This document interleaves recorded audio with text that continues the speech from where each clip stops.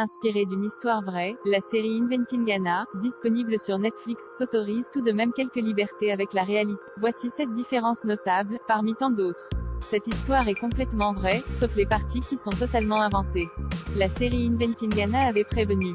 Dès les premières minutes de chaque épisode, ce message apparaît pour signaler les libertés prises par les scénaristes dans l'adaptation de ce fait divers. Néanmoins, de nombreux détails sont fidèles à la réalité qui dépasse la fiction. Pour distinguer le vrai du faux, voici les 7 différences majeures à retenir. Des noms et des lieux modifiés pour respecter les véritables protagonistes de cette folle histoire. La série de Shonda Rhimes a changé les identités des personnages. La journaliste Vivian Kent s'appelle en réalité Jessica Pressler. Elle écrit pour le New York Magazine et non pour le Manhattan Magazine, journal purement fictif. Même chose pour l'avocat d'Anna Sorokin, Andrew Lance, qui devient ici Alan Reed. Dans la série, l'hôtel dans lequel l'arnaqueuse réside sans payer s'appelle le 12 George. En réalité, il s'agit du 11 Howard.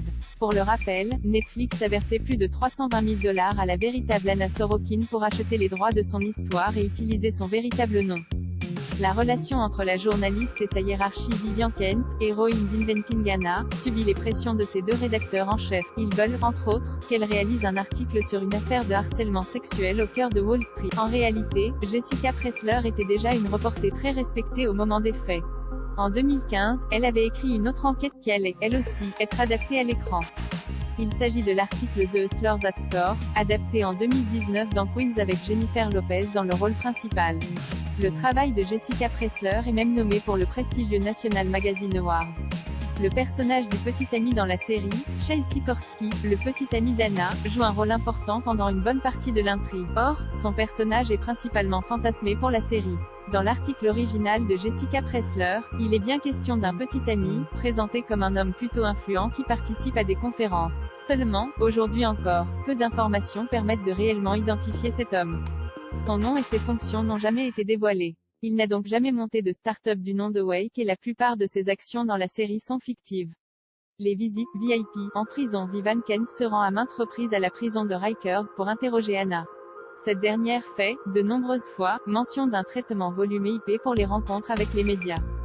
En réalité, les journalistes peuvent, s'ils le souhaitent, parler à des détenus, mais cela n'est pas aussi facile que dans la série. Une demande peut prendre plusieurs mois avant d'être acceptée. Anna et ses regrets dans Inventing Anna, l'attitude de l'arnaqueuse est désinvolte, même lorsqu'elle est en prison. Elle explique qu'elle n'est pas désolée et qu'elle regrette la manière dont certaines choses se sont déroulées. En 2019, année de son jugement, la véritable Anna Sorokin a pourtant bel et bien éprouvé des remords, expliquant qu'elle se sentait honteuse envers ses victimes. Le voyage en Allemagne. Dans l'épisode 8, la journaliste du Manhattan Magazine part en Allemagne pour poursuivre son enquête. Elle souhaite rencontrer les parents d'Anna pour comprendre d'où elle vient. En réalité, c'est Anna Sorokin elle-même qui a organisé ce voyage pour la reporter, lui indiquant les endroits à visiter. Les parents de la coupable étaient par ailleurs au courant de cette visite. Les parents d'Anna. Si l'on se fie à la série, les parents d'Anna Sorokin semblent très distants avec leur fille et peinent à comprendre ses motivations.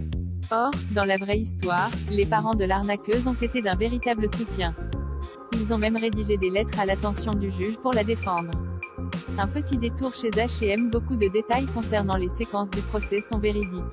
Anna Sorokin apportait un soin particulier à ses tenues et considérait ses audiences comme de véritables défilés de mode. Or, ce n'est pas la journaliste qui s'est rendue à H&M pour lui acheter des vêtements, mais un associé qui travaillait avec l'avocat d'Anna Sorokin. Il disposait de $200 pour les achats. Inventing Anna est disponible sur Netflix.